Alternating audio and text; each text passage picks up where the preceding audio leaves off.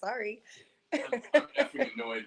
Hey everybody, Greg Matt from Medford, KTUSA, what's going on? We're just working through some stuff. Here we are. What's going on? We're doing an unboxing, Jeff. Oh, okay. So the first thing we're gonna do, let me turn this down so I don't hear this because it's super annoying. Double fisting. Hello. All right, so you know what we're gonna do is just steady the camera work. Don't go all over the place with it. We're gonna jump in here and do an unboxing on a Kennedy toolbox. So Jeff and I have been on a bit of a tear, and Jeff went on more of a tear than I have because during the week, when he gets home at night, he doesn't have 2 kids and the wife crawling all over with. I'm also got my house in the middle of remodeling right now. Right. So Jeff's been doing some online, I call it Corona therapy, COVID therapy. It's been interesting to see what comes through. So for those of you who don't know, like the cool guy toolbox 60 years ago would be Gerstner, and then it's a wood product. It's got a certain format. They're super expensive, say a couple grand. Well, then the metal age comes along, or maybe they're even older than that. Maybe they're from 1860. I don't know where they're from. So then what comes along is the metal age, and we have a modern version of that that's metal, and it's meant to protect your really best tools, because tools used to be so expensive, right, so precise, and they were so much that you took great care of them. So you would never throw your tools in a metal box. That would qualify you as a punk-ass gimp. What you would do is you would put them in a felt-lined box, because each door might have $5,000 or $6,000 worth of precision stuff in it, and you don't want it all dinged up, pranked up, scratched up, and cracked. So Kennedy came along with the metal toolbox, and my dad had one that's a really similar model to this that I kind of coveted when I was a kid. Our lead machinist, Alan, he got one from his dad. His is a 7-drawer, right? Yeah, this is the 520. This is the 220.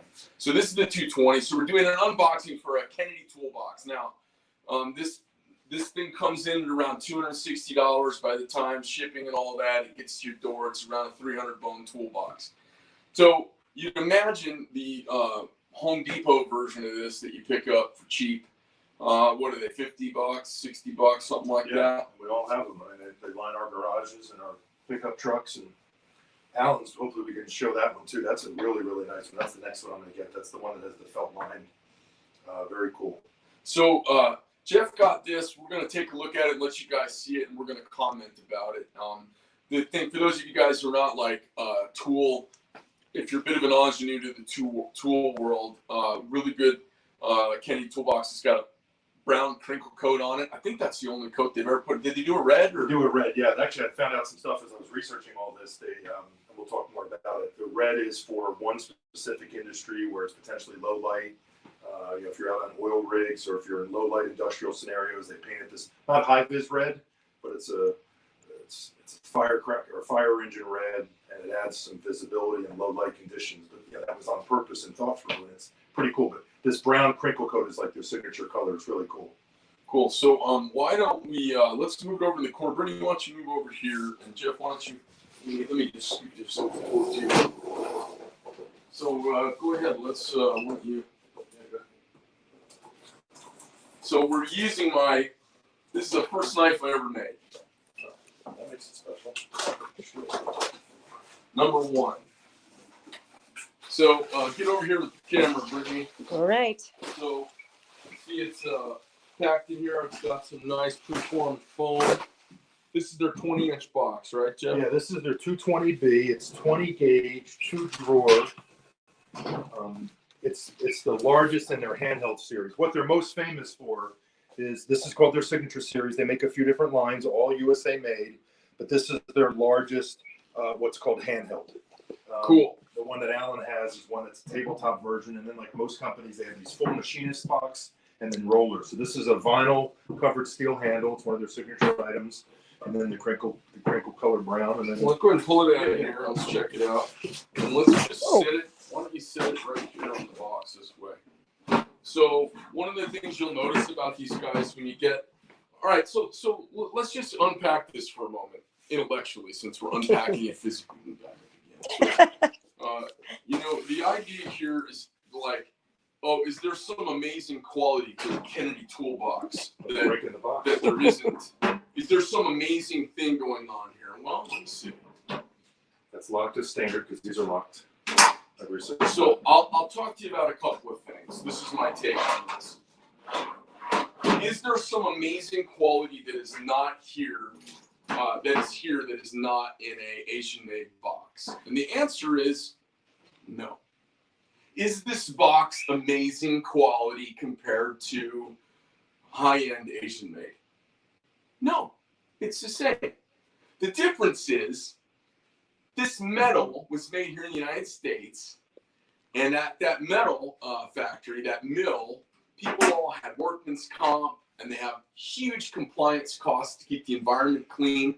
And all of those steel workers who make this rolled, probably cold rolled steel, the folks who make this, they also make steel for ships. And we got to keep them busy because we're not always building a ship. These little hardware pieces, they're so smooth and sprung so nicely. Are they better? I'll tell you what, I think the mechanical stuff is better. Now, the company that's been making this clasp, I don't know if they make it or someone, a sub-supplier does, the clasp is, feel it, it's beautiful. Nice. So there's little things like that for tool makers and knife little calipers and micrometers, everything about this thing kind of smacks of long time, lots of refinement, making adjustments over time. The box itself, you know, the quality is great, and this is the benchmark. I would say, like, for metal toolboxes, this is the 911 portion. No company in the world makes a track car or race car that doesn't compare it to the 911. Right. It's the benchmark for doing it right. This is the benchmark for doing it right. Super easy. I'm going to say super easy to copy this and get pretty close than to come up with this off the top of your head. So when you're getting this, what you're getting is you're investing in the original company that came up with the idea, the family that innovated it, the family of employees, the little town in America, in Ohio, where this box is made. Now, they used to say in World War II, they said, if your daddy flew a P-51, you'll fly a Sabre jet. You'll fly an F-86. There were all these kind of generational, if you flew a North American P-51, you'll fly an F-86 Sabre. If your dad had a Gerstner box, you should have a Kennedy box. No question about it. And this is the box. These are really cool. Now, this one, let's open it up again. I've been opening it and I'm talking about it. If you look inside, so this is an all metal line version. This is really, talk to us a little bit about what these boxes are usually purpose built. So this one's not the machinist version. Correct. No, this is like I said, this is the largest handheld carry they make. It's a 20-inch box, 2-drawer, has this locking tumbler system, like it's supposed to. When the top is closed, you can't open it, even though it's not locked. And then you can physically lock it with the keys that are inside. And this is their largest handheld. So this is not for micrometers and calipers. Correct. The 520 is the first one that has the felt line drawers. That if we go take a quick look at Allen's, that's decades and decades old, where you put precision instruments. So my dad carried a box really similar to this, and I think it's the exact same box. No, it is. They've been making it for almost 100 years. And I remember when my dad would say, when he would yell at me to go get the toolbox, this thing probably weighed 60 or 80 pounds when I was a kid, and I had to lug it. And I remember, here's what I remember. If I picked the toolbox up, I couldn't switch it around. I had to put it down and pick it up from the other side. And if I picked it up with the drawer handles forward, they gouged the hell out of my legs. So I always picked it up by the back. But this box is for, let's say, for instance, what my dad used this box for. And I'm almost like positive it's the same box. He had his hand tools that he could deal with most plumbing service calls on a walk-up. Like, he knew it didn't need a sewer machine. He knew it. Like this, all jobs started with this, and he could probably take care of 25% of all plumbing service jobs just with this. And he would have like his little special roll of Teflon tape in the corner, and he would have his pipe grease in a little tiny tube. I remember that he still had from the Air Force that he got in Vietnam during the Vietnam War. He had his favorite pipe wrench, his favorite blue-handled channel locks. He had his black handle pliers, the ones that I have now, and he had a torch up in the top. He could take care of almost everything. And then if we were doing a big job, we knew for sure we brought the brown box, and then we brought the specialty stuff we needed for the job. So this is like an all-around handy box. You know, so we talk about this kind of stuff. If you spend $50 to support a steel mill in China, like I'm declaring war on China. Jeff and I, are you in on the war? Yeah, fuck yeah. Jeff and I have declared war on China. It is in unmitigated terms. Straight up war. I don't believe in their pandering, and I don't believe if you're a leftist and you pander to China, you can suck it. You're an enemy of mine too. They are awful. They're dirty. The only good commie is a dead commie. That's all I can say. They're dirty, rotten commies. They're lying some bitches, and we don't want to support them. So you can give $50 to them, and the reason people say, I have people say to me all the time, they go, well, how is it the Chinese, they're so good? How is it they're able to make stuff so inexpensively? Why can't we compete with them? Well, the answer is, in these cities where these people live, they live like cockroaches stacked up in tall buildings. They live in 4 people to a little dormitory. They work long hours. No American would put up with the craziness that goes on in a Chinese factory. Now, are they happy? They're happy because they've got food, maybe. Well, they don't know any better. They're happy because they don't know any better. Ignorance is bliss. They're happy because they know that grandma and grandpa will have political problems if they say they're unhappy when someone sticks a camera in their face. I know that. But it doesn't seem happy to me, because when I see behind the scene exposés on what's going on in China, when I look at the color of the air, you know, people wearing those masks over there because their lungs burn all the time in China. You know, I know plenty of people that travel, and I travel too, and I just won't even go to China. I don't need to see the Great Wall. You know what the Great Wall is? The Great Wall was a giant arid project that was obsolete the day it was made, just like everything else big that China does. So I'm declaring war on China, and here's how you can declare war on China too. Buy something American made. It costs 3, 4, 5 times as much. The reason why is because this lovely life that you've grown accustomed to, with a great deal of transparency, a decent amount of accountability. Like, what kind of accountability do we have? You could actually vote Nancy Pelosi out of office if you don't like her up there in Northern California. We can vote we can vote the 2 gals we have for senators. We can get rid of them. Right. The president, we know he's going away. Xi Jinping he's premier for life, or president for life, whatever they're calling it now. That's not a democracy. If you're in for life, there's no accountability. You just do whatever you want. People think that's normal. Listen, Richard Nixon started this in 1973. Peace and pacification through engagement. And I call bunk on the whole thing. A dirty, rotten commie doesn't change their mind when they embrace you. They take advantage of you so they can prove themselves right. So screw them. F China. Now spend some money on something that you'll keep your whole life. Spend some money on something that you won't throw in the corner of your garage and have a garage sale in 2 years. Spend some money on something that when you are getting prepped on the table and they got a troll car up sucking out your insides so they can pump you full of formaldehyde, that your boy comes out and whispers in his mom's ear, hey, where's Dad's toolbox? That's what you should fill your life with.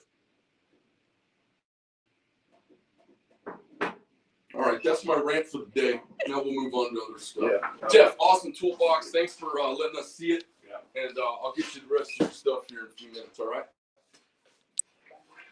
Thank you, Brittany. You ready for your close-up? Yeah. Mm-hmm. There's stuff everywhere. We're going to slip you. Do you know how to flip it? Oh, how about this? There Hey. you are. Hey, sports fans. Greg Medford, Medford Knife. On the other camera. Brittany, thanks for your help. Yeah, no problem. Guys, that was a bit of a goat rope doing a multi-camera thing. I'm going to put on my little spectacles so I'm not struggling. Yeah, so there's a lot of stuff going on, you guys. And I've got to find a way in life. I have to find a way to, I've got to vent a little bit. I've got to put it out there. And I'm looking for some stuff from you guys. I'm looking for some help. So you hear my pitch, and I'm going to give you this. Now we got the train back on the rails there. Sorry, we're working on these transitions. It's new to me. All my fault. It's all on me. We'll get it sorted out.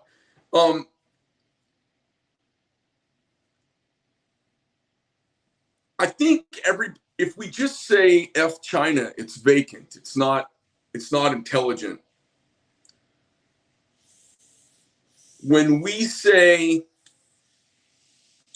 listen, these things that we love about our country, You need to travel a little bit to see what's good about America. I always love people who talk about how great other parts of the world are that they haven't been to, especially when I've been to them. I go, have you been to that part of the? It's not what you think. You've read a National Geographic article and got some PR pictures.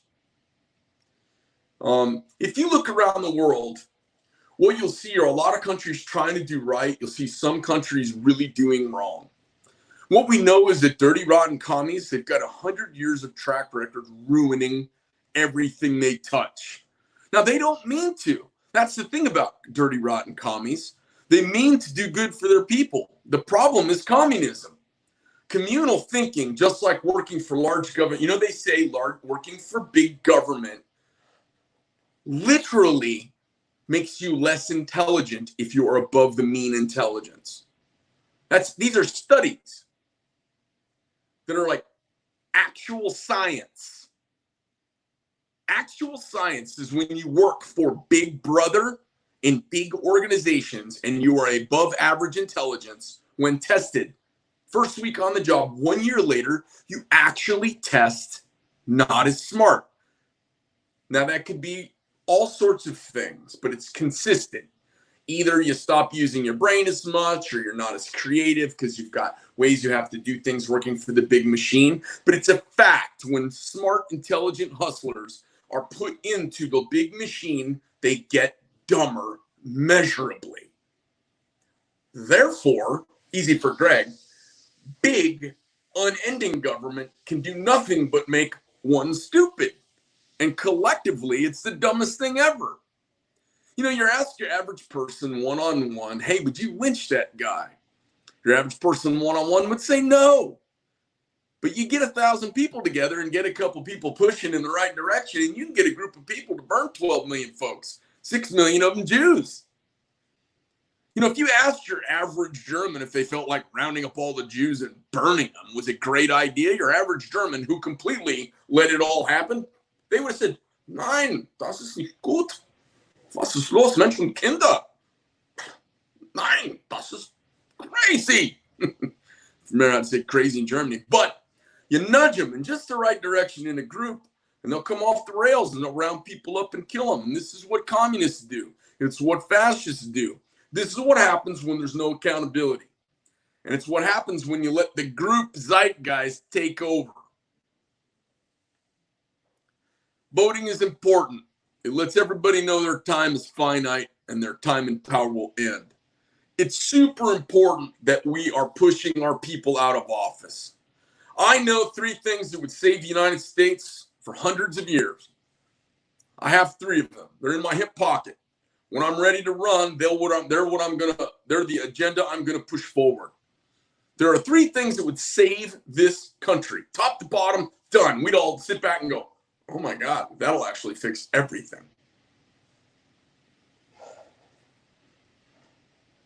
But that's for another video. I'm looking for folks to connect the dot on why American made's expensive.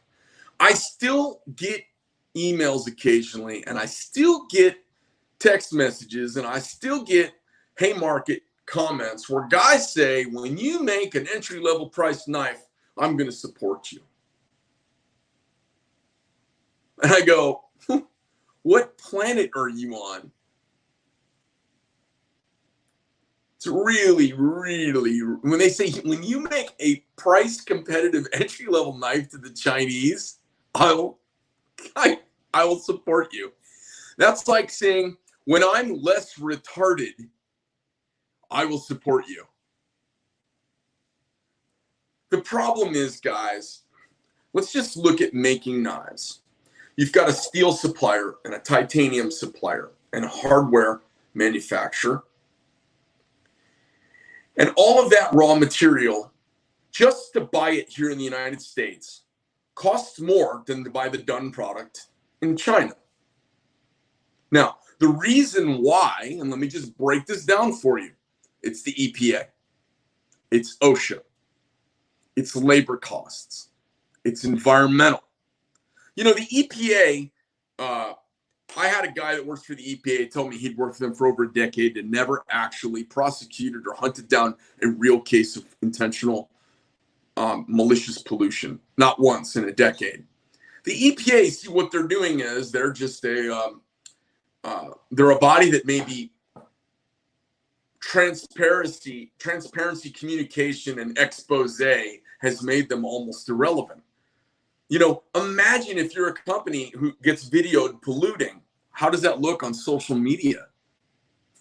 I mean, your sales would plummet just by people knowing about it.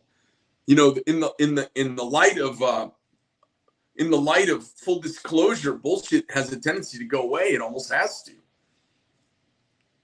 So my point is, there are these gargantuan expenses that are shouldered in the heavy manufacturing of metal and titanium and the milling of it, and in those factories and in the people that work there. There is heavy oversight and compliance costs. If you didn't need to worry about fair work hours, fair work conditions, fair compensation, and you couldn't get sued for liability, and there was no EEOC, and there was no National Labor Review Board, if there was none of those worker protections, which I don't have a problem with, I've agreed to do business with everybody. I'm in the system. If you don't have any of that, the cost of making steel it just slams down to just raw materials and energy. And the people, you just treat them like a machine. But that's not the country you and I live in.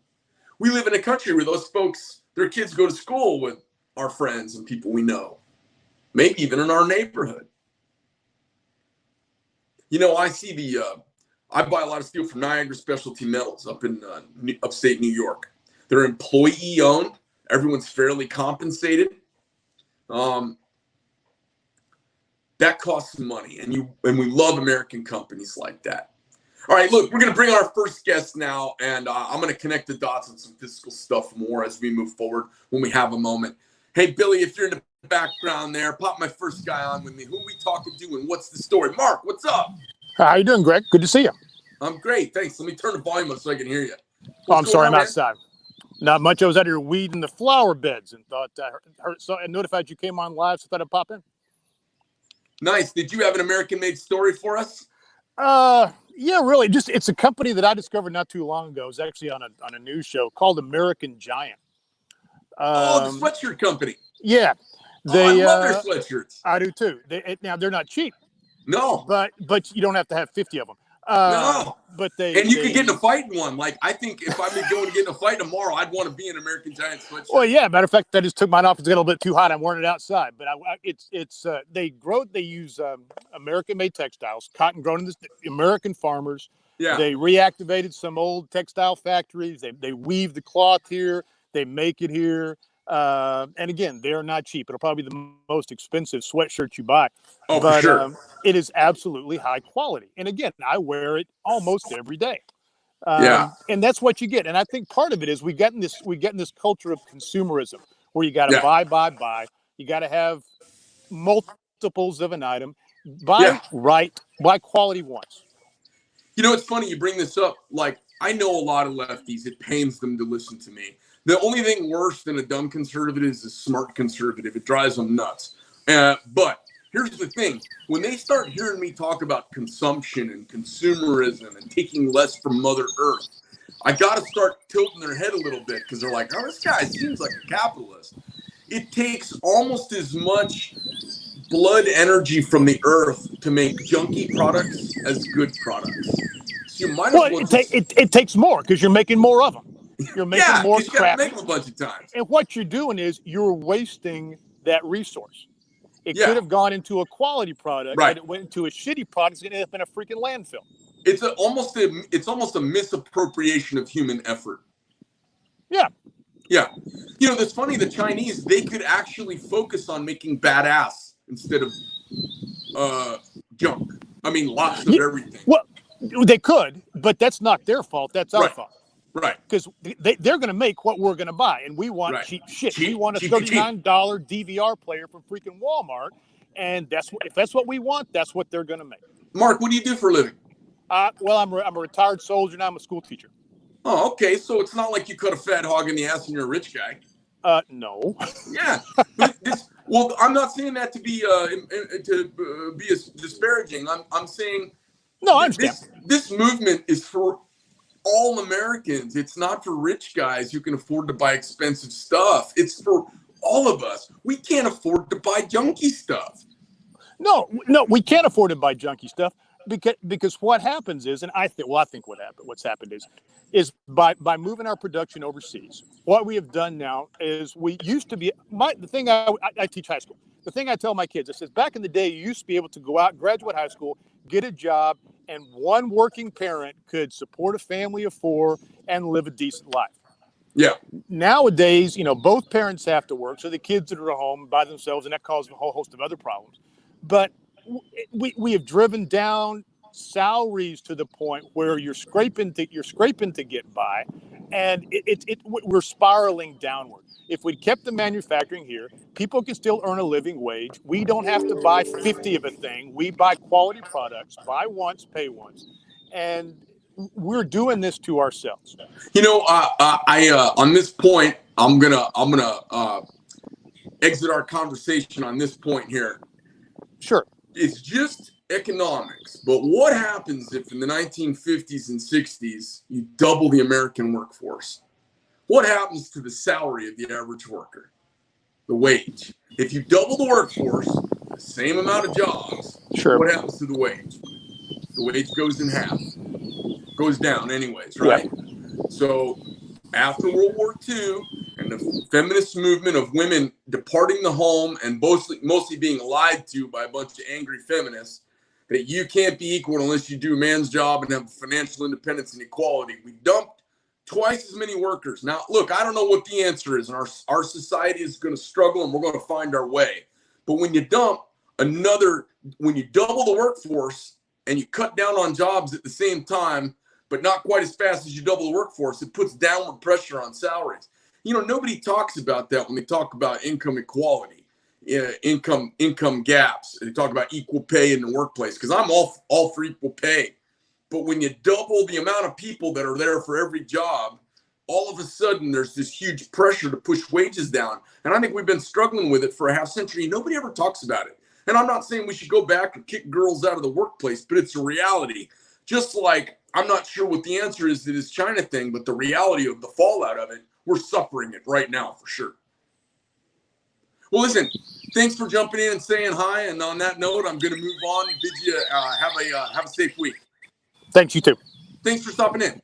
All right, great. Hey, are you carrying a knife? Yeah, right now I've got a Benchmade, but I've got a Patriot Slim on order from you, dude. Okay, well, awesome. I've got a Praetorian Slim. Yeah, Praetorian Slim, yeah. And I got a Praetorian Slim right here, the one I'm giving away for this. So nice chat with you. I'm going to have another fella on now. And our most memorable chat is going to get a pay it forward gift at the end of our event. Outstanding. Thanks for jumping in. Have a great week. Thanks, Greg. You too. Hey, Billy, who we got up next? That was kind of fun. Hey, does it seem like I'm yelling? It's not the CEO's fault. It's not CEO's fault. Hey, Richard, how you doing, man? Hey, Greg, how are you? I am spectacular. I'm trying not to swear. You and me both. You and me both. I got a no swear during the month of May, so I'm actually rehearsing for it right now. What can I do?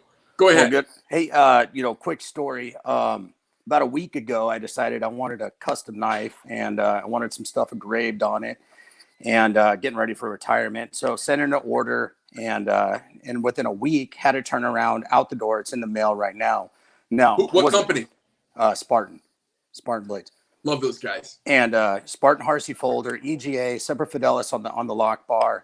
Yeah. And incredible turnaround. But here's the deal: you just touched on a point that said, when you can afford a entry, or when you make an entry level knife, I'll jump in on the market. But I don't agree with that. I agree with, I want to know Americans who are making American made knives with American made steel, with American made hands on American made tools. And I own a Praetorian T, and just hearing you say that, just hearing you come out and say, hey, look, I buy my steel in house, I buy my steel in country.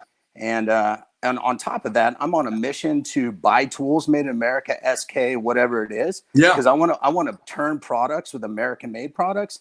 I got to say, I'm on board. I'll buy your product in the future.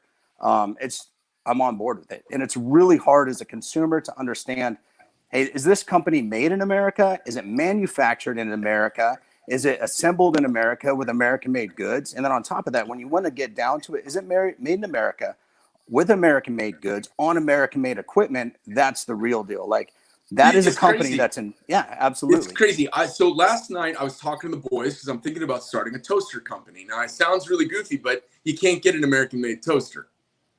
At the consumer level, we don't make them in the United States. Well, it's the same problem with chainsaws. Find an American made, American brand chainsaw.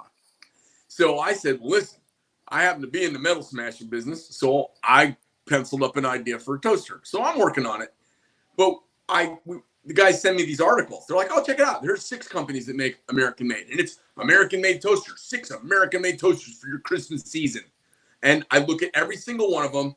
Not a single one of them is made in America. Not one. Not sourced, not assembled, made in China. All of them. And here's the worst part.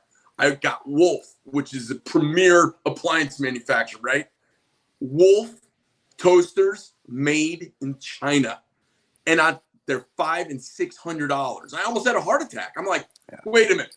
They're selling $500 and $600 toasters made in China? Because I know I can make a badass $250 toaster here in the United States. I'm going to start making toasters. I'm not kidding. I think it's the undiscovered country. If you're an entrepreneur right now, light yourself on fire. There is stuff to do everywhere. Just say, I'm going to start buying American made. At the end of the first week, you're going to be like, hey, sweetheart, I think we should mortgage the house and go into manufacturing because nobody makes this American made thing. Let's go do it. It's super doable. Well, the great thing about today's day and age is that you can jump on IG, small business owner, start, marketing your product. And there are, small handful. You're not going to make a killing. You're not, you may not be a successful entrepreneur overnight, but people are going to go out and buy your products if you advertise them well, if you get them out there, if you have quality moral company and you're doing the right things. There's a lot of advertising. There's a lot of advertising avenues that are out there that are available, and people want to jump on board. I know I will. I'll say this. I'll tell you this. Not everybody has my level of like right out of the gate crazy, but I just didn't start in business the day I started making knives. I did some business before. But I will tell you this.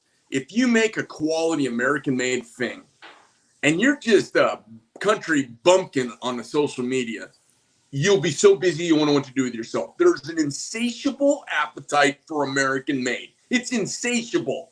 Like, people laughed at me when I started in the knife business. They straight up laughed at me. And you know what? They don't laugh now. And I would tell anybody, I'm like, you can get this going. All you got to do is have the balls to just go for it. I feel like I'm so excited. Everyone's like, God, everyone's depressed about coronavirus. And I talked to you, Greg, and I'm like, there's so much. The streets are lined with gold. There are opportunities everywhere. I'm beside myself. I'm so excited right now. Well, and then, point to the people that are going to come out and say, hey, this is xenophobic. It's not xenophobic. What it is it's taking care of our house first. It's taking care of, our people, our workers, our men and women, just like we take care of those that wear our nation's cloth, and we support them with American-made products, and we put out contracts for American-made products. We want to take care of the work. Nature does not like nature. There's no place in nature where altruistic self-sacrifice to promote another competitor or another species or another tribe. Nature does not have that anywhere. Mama always eats first, because if mama's not fed, they can't, kids can go hungry today if mama's alive to feed them tomorrow. But if mama is too hungry to feed tomorrow, everyone dies. I mean, nature does not like you not taking care of your own. Whether you're a evolutionary, godless naturalist or you're a biblical person, we have this much common ground, and we should be making our own stuff. We should be taking care of our own, and we should be innovating for the world. And you know what? When Joe Biden shows up down in West Virginia and tells all those coal miners they should go into computer programming, it shows you the absolute disconnect and disdain the upper class has for all of us who make stuff. And most students that I went to school with, they're not set up to go high level theoretical computer programming. They're set up to make stuff and do things. So I don't, there's a disconnect in the leadership in our country that's lost its mind. Except right now, we got a guy who's a billionaire who shouldn't have a clue, who seems more checked in than everybody I've ever seen in office in my life. Like, why is this hot dog eating billionaire who drives around in a gold-plated jet? Why is that guy more in touch with me than any commoner I've ever elected? How does that, tell me how that is? Probably because he's the most hated man in America for the most part, and the most attacked man in America. I mean, honestly, you think about it, and the ideals are difficult to deal with, but at the same time, like, here's the deal: you have a choice. You always have a choice. You don't want to buy American made. Ben, I wasn't saying different species. I was saying nature doesn't like when species don't take care of themselves. Like, for instance, lions. Lions don't kill animals and go give it to other hungry species. They take care of their own. And lions, mama lion eats first, so that then the babies eat last, because if the babies die, the species will live on. But if mama dies, everybody dies. Don't twist me around there. I'm not saying anybody. I'm not saying Chinese people are not from our species. So you guys just calm down on that. This is where folks take something you say, and this is the same that happens to Trump all the time, where I'm making a comment about nature and animals in the wild, and they say, oh, you're saying the Chinese are different species. I'm not saying that at all. I'm not saying that at all. I think we're all Homo sapiens. Well, it's the same principle as combat, right? Like, we have a man down, he's injured, and my first task is to suppress the enemy. Why?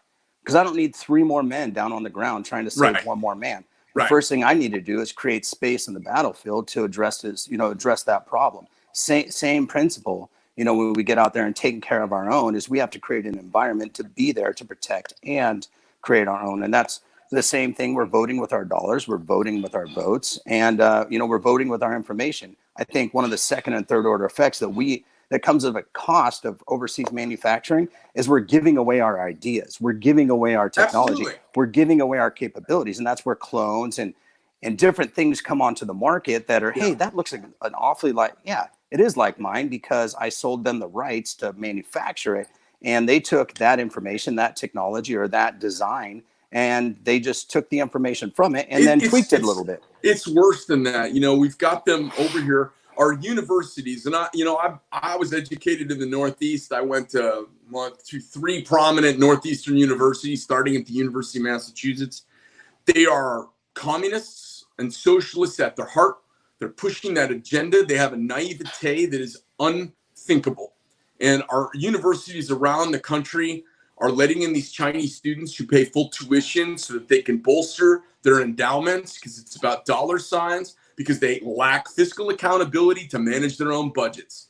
And they bring in these people, and these people are stealing our information. They're stealing our research dollars. They're stealing our research results. They're texting it and taking photos and sending it back to Qinglonghui in China. And they're bribing our professors who are at their core greedy little capitalists, because they're willing to be bribed. They're bribing our professors to even organize the wholesale theft of our intellectual property. And as a guy whose products are knocked off in China, it steams me to no end. And then my countrymen buy this stuff and pay for it and think these great ideas are coming out of China, and they're not. I think the great American export is that we thumb our nose at convention, are willing to try different things. And that's not the same everywhere. Do you know why Chinese guys are not? Do you know why Americans aren't going to Chinese universities to steal intelligence and technology? Because once you've been pounded your whole life to follow the doctrine, you're not good at being creative and individual and breaking out of cycles and trying complete new things. That's an abnormality in that environment.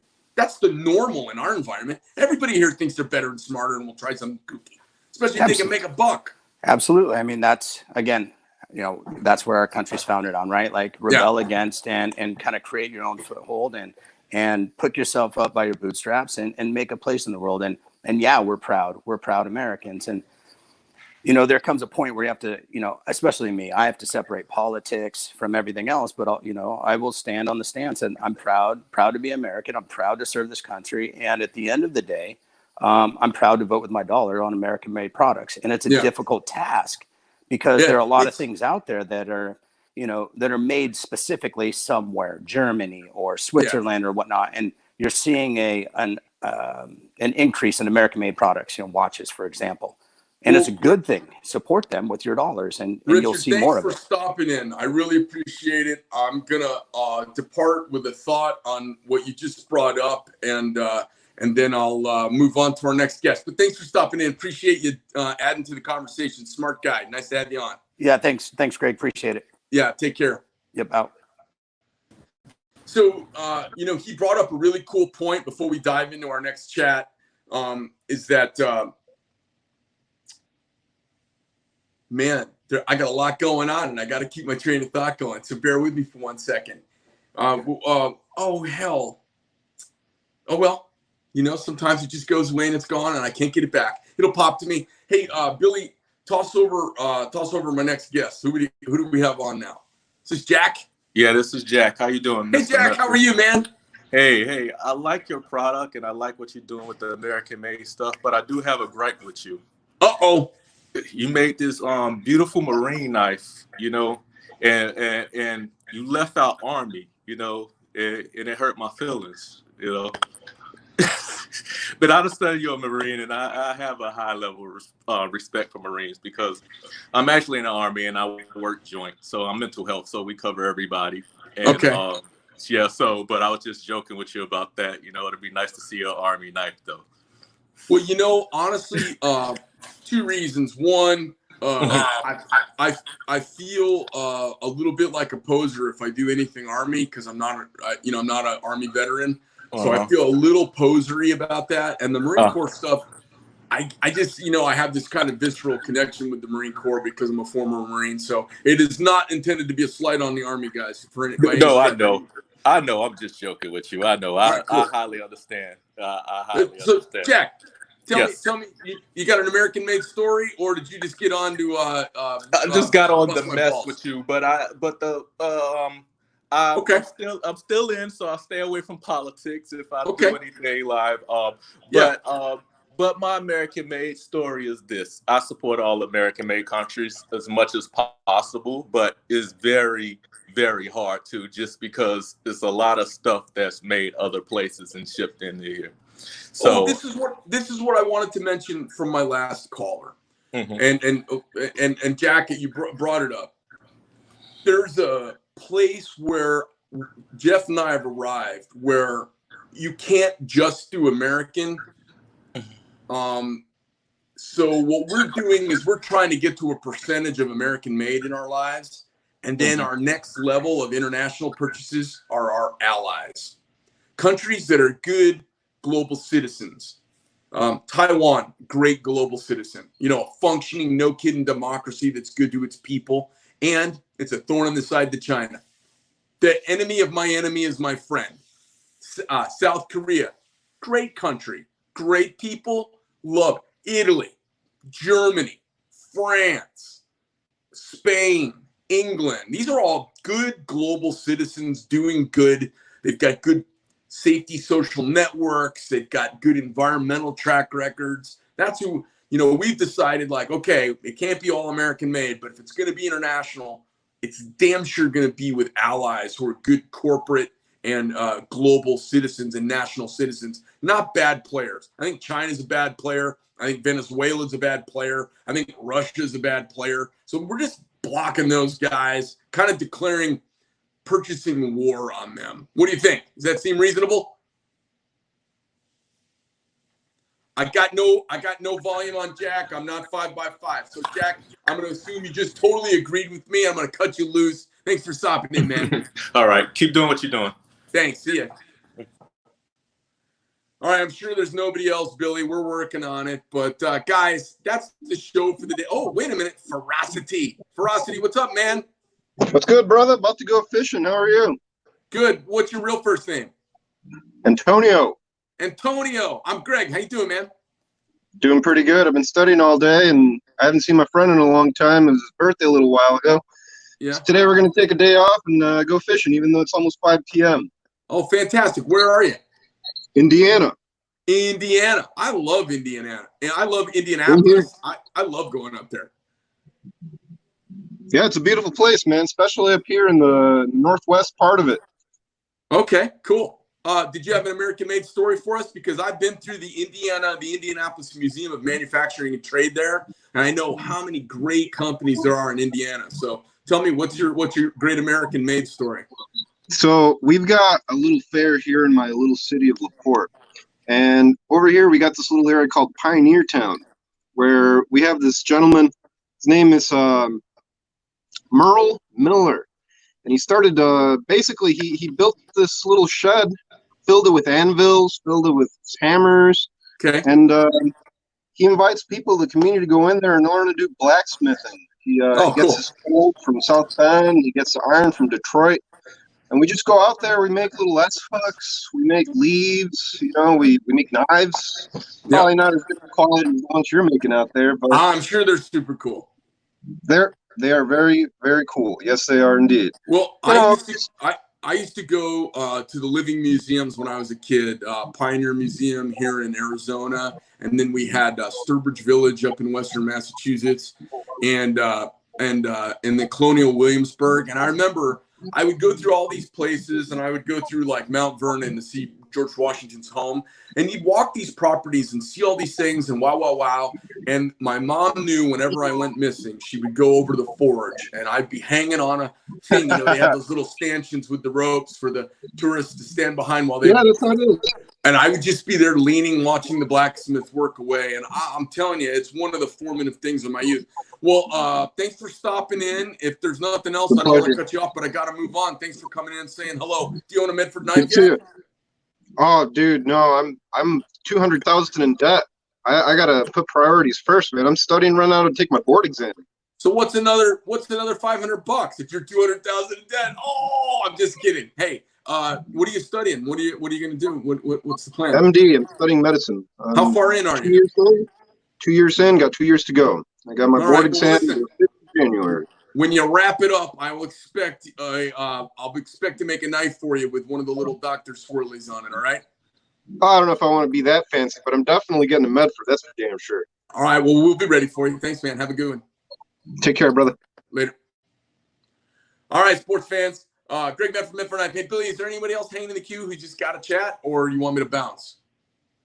Message from the producer. It's a 60-minute show. We're at 47 minutes, 13 minutes left. What's the deal, Billy? I think that's it. That's it. Okay, great. Well, we're going to wrap it up. 50-minute show. Guys, it's all about connecting the behind-the-scenes costs to the making of the things in your world so that you spend that money in an intelligent way. And this is where I want to part. These are my parting thoughts. Let's say a company comes out and says they're anti-gun and you're a pro-gun guy. I would be very, very careful about boycotting them while you still have Chinese products coming in your home. I'd be very careful about saying you're not going to drink Starbucks because they're a liberal organization and you don't agree with them. We've got to embrace and do business with our countrymen. So whether it's an Inyati cooler, I think it's Inyati, or a Yeti cooler, or whether it's somebody smack talk, Benchmade. Benchmade had a little PR nightmare last year. No matter who it is, we got to be careful about boycotting our fellow Americans on a line item issue, because we may find we agree on 95% of everything else and we disagree with on something. We've got to agree to disagree. That's the great thing about America. But China, you line up the Chinese Communist Party and the ruling and the decisions and what goes on in China, we have very little we overlap on as human beings. You can't be thumbing your nose at Starbucks and Dick's Sporting Goods and Nike while you're still buying Chinese goods from these other places. So vote with your dollars. I get it. And if there's two great coolers, like one company better, that's cool too. But we got to support these companies, even if we kind of disagree with them from time to time. And that is being an American and staying embraced and staying engaged. And that's the kind of embrace that's required. When we are good, thoughtful customers and we spend our money and we write a good letter in to a CEO or a president of a company, that goes a long way. So buy American because it matters from both sides of the aisle, because we are really all in this together. And F China.